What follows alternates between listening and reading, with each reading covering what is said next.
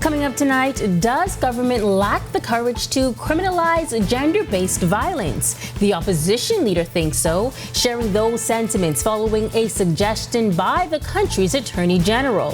Plus, could we see new routes to Latin America and more access to the Family Islands? Tourism officials weigh in on what's in the works.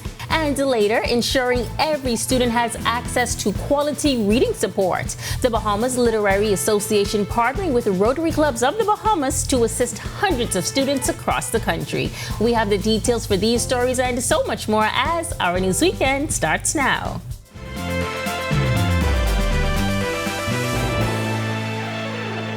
This is Our News Weekend. Thank you so much for joining us. I'm Megan Shepard. Police are tonight investigating yet another alleged shark attack. According to reports, sometime around 3 p.m. on Friday, the victim, while docking his vessel in waters off Exuma, jumped overboard to swim with the sharks and was bitten to the upper body area. He was transported to New Providence by boat. He received initial medical treatment for his injuries but declined further care. His injuries are non-life-threatening. Meantime, leader of the opposition, Michael Pintard, is once again criticizing the Davis administration, accusing them of lacking the courage to criminalize gender-based violence. His remarks echo those of F&M Senator Michael Barnett Ellis, who recently stated in the Senate that the PLP administration is not so brave and is acting out of fear. Their comments come in response to Attorney General Ryan Pinder's suggestion that there is no political will to pass legislation criminalizing marital rape. The government ought to have had the courage to address this issue forthright. We supported that we ought to have brought the bill that dealt with gender-based violence, and the Prime Minister waffled, flip-flopped, and now he's left the issue completely. So he has to have the courage to follow through on the things he committed to doing, and that's a part of his commitment. And when it comes to the Attorney General, Pintard had this to say. He must have found Jesus, because they clearly don't have the political will on a number of issues. Well, new airport expansions and renovations, possible new routes into Latin America, and access to the Family Islands. All top of mind for the Bahamas at a major airline conference the country hosted this week. And as air arrivals continue to take up the bulk of our record-setting tourist arrivals, officials say now, more than ever, is the time to highlight the aviation industry. Our Joshua Williams has more. Thousands of professionals from the airline industry in the Americas gathering at the Atlantis Resort this week for Routes America 2025. The conference brought together the best minds in aviation, allowing local airlines and stakeholders to meet and connect with key airline targets, enabling them to learn from and stay on the cutting edge of best aviation practices. Director General in the Ministry of Tourism, Investments and Aviation, Latia Duncombe, says these meetings allow us at home to prepare for growth. We heard about the delivery, and this is something that's been on the table for a while, with the delays that we're having with the delivery of planes and equipment and all of those other initiatives coming out of COVID. But having these meaningful discussions allow the Bahamas to be up front and center, discussing all of the islands of the Bahamas, Nassau, the opportunities in Exuma, Eleuthera, Abaco. But could we see flight routes expanded to more destinations? Well, Nassau Paradise Island Promotion Board CEO Joy Gibberlew says they already have a number of meetings set up with Latin American flight carriers. This is also a great opportunity of being a host of Routes Americas, that everyone comes to your destination. And I can't thank NAD enough, because they have made such a great first impression that it makes our job in our meetings that much easier. There's also been concerns over limited access to our Family Island airports. Aviation Director Dr. Kenneth Rumer says it's all about creating better relationships between the nation's fly carrier and other airlines. You'll find Bahamas, they're speaking about interline agreements, for example. And also tourism has been promoting the whole concept of a multi-destination visitor experience. So persons might come into Nassau for 2 or 3 days, and through interlines they might travel into the Exumas or into Bimini. In addition to that, Bahamas Air has a strong presence here. They're really driving, and also Western Air. Western Air is going to be giving some exciting announcements as it relates to interline agreements that they have signed. Reporting for Our News, I'm Joshua Williams. Thanks so much, Joshua. Cybersecurity remains a major global concern, and right here at home, its importance is more evident than ever. Tonight, we bring you a story from a cybersecurity expert who shared vital information at the recent Grand Bahama Business Outlook. Italia Hall reports. More and more, we see how important it is to safeguard ourselves while using the World Wide Web, especially in light of recent incidents like the hacking of the University of the Bahamas system. At the Grand Bahama Business Outlook, Shakira Johnson, Director of Information Security at the Cable Bahamas Group of Companies, explained the potential consequences for companies if their systems aren't properly protected. Operations would grind to a halt, customers lose trust, financial losses pile up, and in some cases, companies never fully recover. She adds a single breach can wipe out years of progress. If we want to build a truly inclusive digital economy, cybersecurity must be a part of the foundation. Beyond just protecting systems, cybersecurity protects people, their data, their privacy, and their ability to participate in the digital world safely. The expert explains cyber criminals are becoming more crafty with the use of artificial intelligence. AI-powered attacks allow cyber criminals to launch larger-scale, hyper-personalized attacks that bypass traditional security measures. Deepfake videos and deepfake voice impersonations scams are making fraud more believable more than ever before. Ransomware evolution.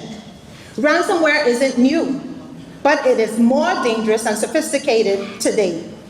Instead of just locking systems, modern ransomware groups steal data first, then they demand payment under the threat of exposing it. These attacks can result in downtime, financial losses, legal repercussions, and reputational damage. She cautioned that even if a ransom is paid, there's no guarantee that your information will be returned. Johnson encouraging everyone to stay safe while on the internet and to remain vigilant. Reporting for Our News, I'm Italia Hall. Thanks so much, Italia. Now to healthcare on Grand Bahama. Chief Financial Officer at Doctors Hospital, Dennis DeVoe, revealed this week that the main hospital building on the Mall Drive is on track to be completed by the end of the year. In the meantime, Doctors Hospital has already opened several clinics across the island, offering a range of essential services to the public. During the recent Grand Bahama Business Outlook on Thursday, DeVoe outlined his vision for the future of healthcare on the island, emphasizing that the focus isn't solely on expanding infrastructure, but also on ensuring that quality healthcare remains affordable for all residents. Part of the financing strategy that the Doctors Hospital has, and I'll go to it in the very next slide, is realizing that we should not benefit disproportionately from the fact that there is great sickness in our community. We have to invest in wellness. And our investment in wellness then starts with tangible investments in 8 Mile Rock, in downtown Freeport, and we will continue to scan the community for opportunities to put additional primary care, urgent care capacity that's all about wellness, keeping people out of the hospital. And that ultimately, we believe, drives the cost of access down. Well, when Our News Weekend comes back from the break, the Nassau Cruise Port officially joining an internationally recognized program designed to promote inclusivity and sensitivity. We'll tell you how it all works. Plus, the Bahamas All-Stars Band is building well-rounded musicians. The band hosting their annual retreat focused on crucial life skills. Those details coming up when Our News Weekend's returned.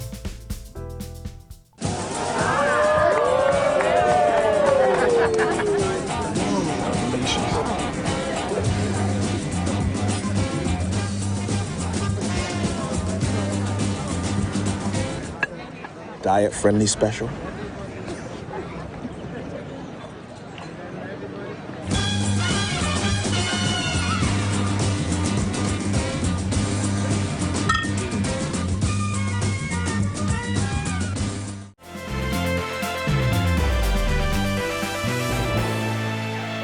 The Nassau Cruise Port recently joining an international initiative, the Hidden Disabilities Sunflower Program. It's all about encouraging inclusivity, acceptance, and understanding. If you live with a non-visible disability, you wear a lanyard displaying a sunflower, and that allows those around you to be aware that you may need extra assistance.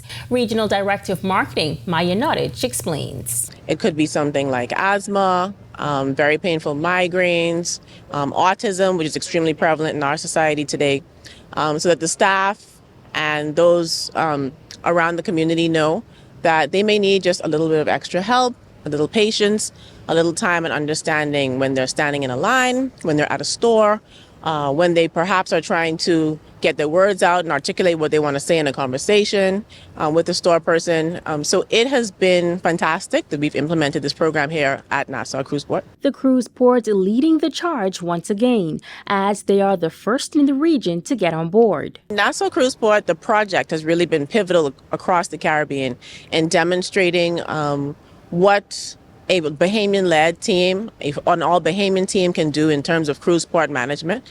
We are leaders in the cruise port management space, and as such, we also are pioneers in the Caribbean cruise guest experience.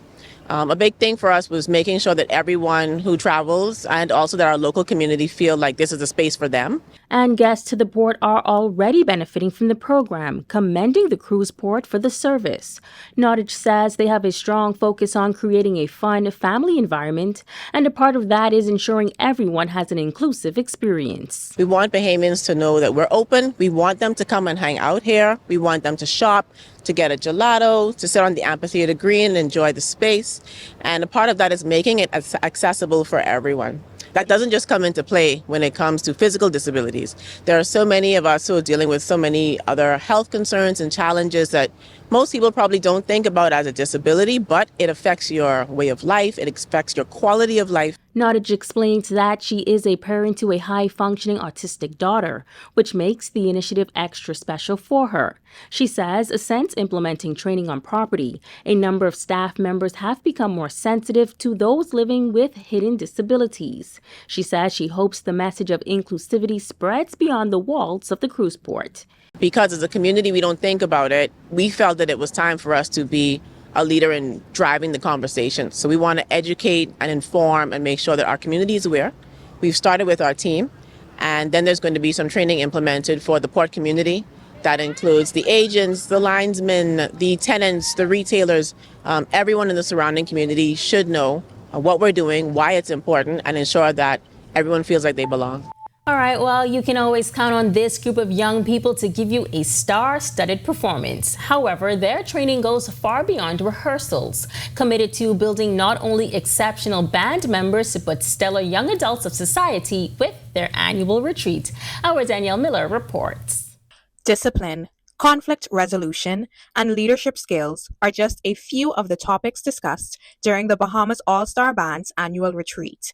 Dozens of guest speakers met a total of 100 teens at the Government High School auditorium to depart words of wisdom into the students that serve as a foundation for all of life's journeys.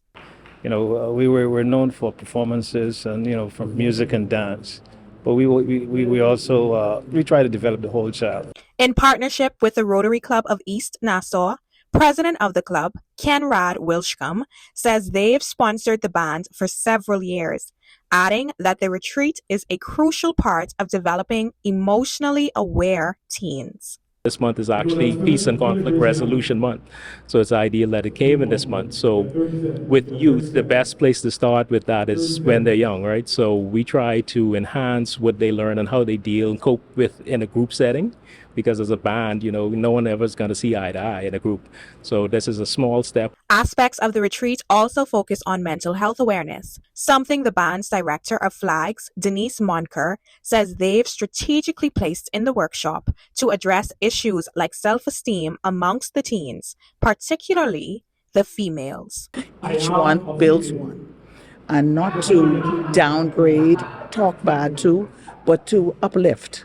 As we departed the event, it was evident the teens were engaged, eager to participate in the remaining activities scheduled for the day.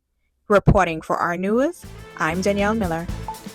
Thanks so much, Danielle. Still to come, raising the standards of literacy. We've got the details on the recently launched iReady literacy program. But first, we have results from the Carifta Open Water qualifiers, and the National Beach Soccer team gets ready to take to the sand next week. We're going to talk about all that next on our Sports Weekend.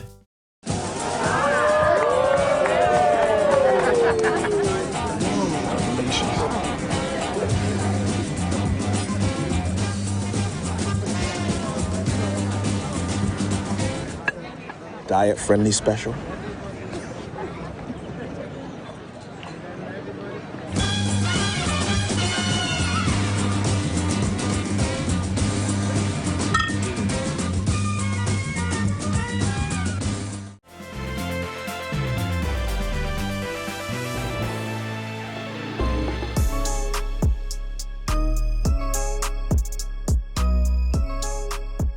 Good evening, I'm Tej Adderley here with our Sports Weekend. Bahamas Aquatics held the Carifta Open Water qualifiers this morning at Goodman's Bay, and we have the winners. This is the perfect time to have a 5K qualifier. That's Bahamas Aquatics General Secretary Georgette Aubrey. She was one of several Bahamas Aquatics Federation officials at the Open Water Trials at Goodman's Bay, where 53 swimmers competed for a chance to go to the games in Trinidad over the upcoming Easter weekend. 3 boys and 3 girls in every age group will qualify for the event. Well, it is very important for us to have this 5K Carifta qualifier today because we have 2 more events before the team is chosen. We have a club meet in 2 weeks, and then 2 weeks after that, we have our Carifta trials. So when the technical committee meets on right after the trials, we will choose the swimmers based on the results from those 2 meets. Malcolm Menzies fought through the elements to become the first boy to finish the race. It felt good. Towards the end, the 4th and 5th lap were quite hard in the water, so I struggled to get my arms going in the last laps, but managed to get the job done. Felt good. Young Carifta veteran Alana Murray led the way for the girls. It was okay. I don't know. It was a little scary and nerve-wracking, and yeah, I don't know. Those young athletes braved the wind and the tides to compete, and they gave it their all. So congratulations to everyone who participated. We're going to stay near the water where the National Beach Soccer team gets ready to ride once again. The National Beach Soccer squad has a joint training camp with Tahiti scheduled for next week from the 16th to the 23rd. The camp, which is closed to the public, will help the team prep for the CONCACAF Championships at the Malcolm Park Stadium right here in New Providence in March. A finals appearance in CONCACAF will guarantee the Bahamas a slot in the 2025 World Cup in Seychelles in May. Team Bahamas has to run the gauntlet to get to the World Cup, but they're a tough, experienced group, and they came in 4th place just 2 years ago, so they're more than up to the task. Before we go, Buddy Hield will compete in the NBA three-point contest in a couple of minutes, so check that out if you can. We'll talk about it tomorrow. That's a wrap for sports this evening. For our Sports Weekend, I'm Tej Adderley. Thanks so much, Tej. Well, 2 Bahamian women competing in the USA Powerlifting Georgia State Championships last weekend are part of JKS Fitness Powerlifting. Alicia Turner and Indira Gibson competed in their third and second international meets, respectively. Coach Javon Saunders shared that this was his first time coaching for an international meet, and the experience was eye-opening. Turner came first in her weight class and had personal meet records in squat, bench, and deadlift. When asked what advice she would give fellow women on powerlifting, Turner had this to say. We are stronger than we actually think we are. We go through way more than people think we do, and having somewhere to channel that strength and actually show it off in a beautiful way is actually exhilarating, and it makes you feel like a woman. The muscles, everything, it makes you feel sexy, it makes you feel strong, and I think that's one of the most beautiful things about powerlifting, because you get to do more than just be a pretty face, and I love that. Now, Gibson had a personal meet record in deadlift. While she did not qualify for the Georgia State Nationals that will take place in June, she will make another attempt in April. Here's her bit of advice. I'd say just do it. Don't be afraid. Don't make excuses. And when I mean don't make excuses, I mean that it's right at your reach. All you have to do is prioritize what you need to prioritize.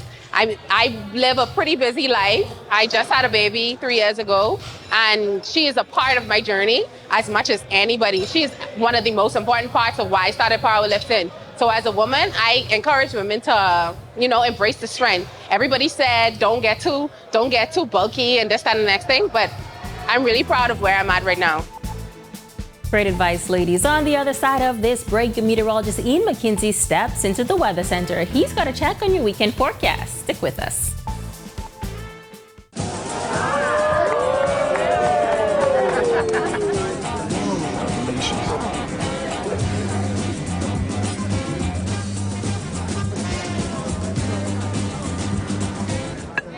Diet-friendly special.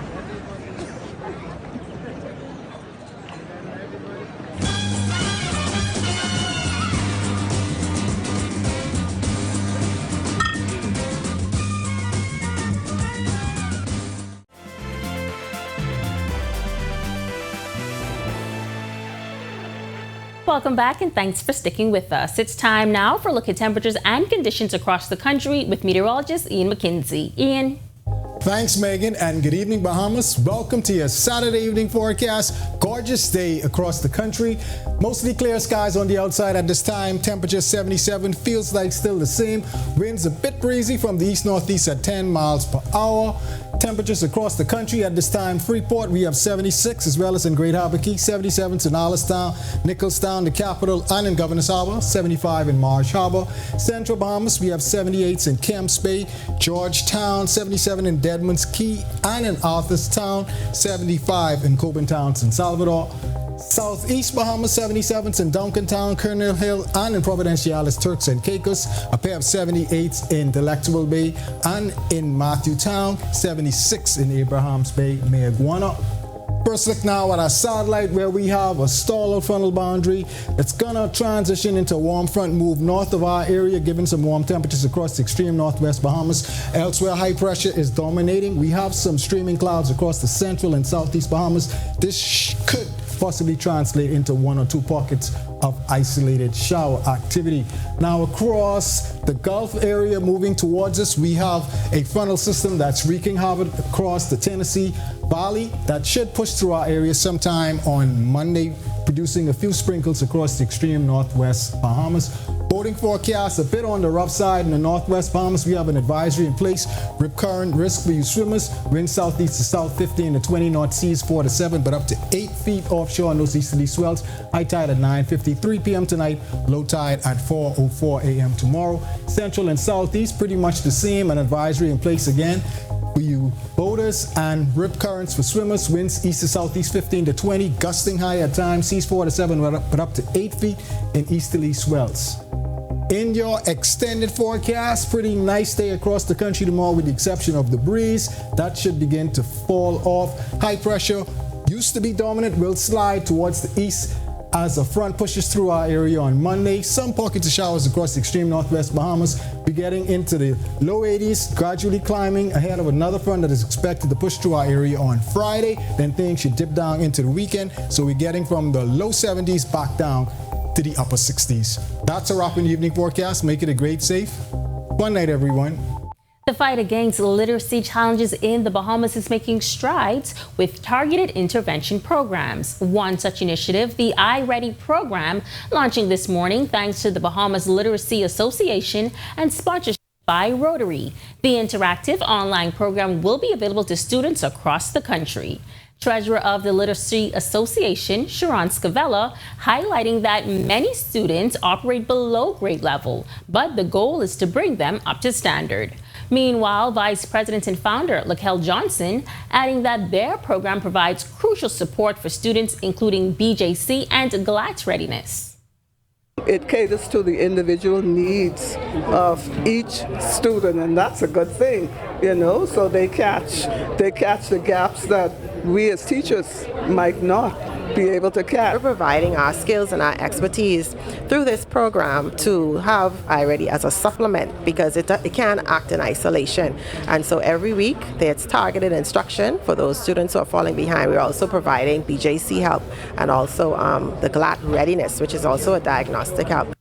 The Rotary Club is using AI-driven tools to assess the reading levels of students with a plan to intervene early and prevent future struggles. Literacy Chair Siobhan Johnson says this transformational program helps both parents and students. Assistant Governor of Rotary Clubs of the Bahamas, Lionel Haven, emphasizing that widespread participation, especially from corporate sponsors, will be key to making a lasting impact. We have tools available, AI included, that basically assesses where the students are and very programmatically gets them to their reading level. So a lot of kids are being socially promoted and then they end up in the workplace. So this is really one of the core intervention programs, and it's the vision of Rotary to intervene early and not wait until the problem later on. So this is transformational for a lot of people, for a lot of parents and students. We said this is a very important initiative for our country. This is something that impacts all of us. So we really need the support of the Bahamian public at large to get involved in this. Each one help one will make it easier for everybody. But we really need the support of corporate Bahamas to get involved in this initiative. And with that, we thank you so much for joining us for our News Weekend. On behalf of the entire team, I'm Megan Shepard. Have a safe and wonderful evening. Hey guys, Megan Shepard here. Thank you so much for watching. Be sure to click that subscribe button if you want to see more content like this. Just click right over here. And don't forget to turn on your notifications so you stay up to date with content like this from the team you already trust.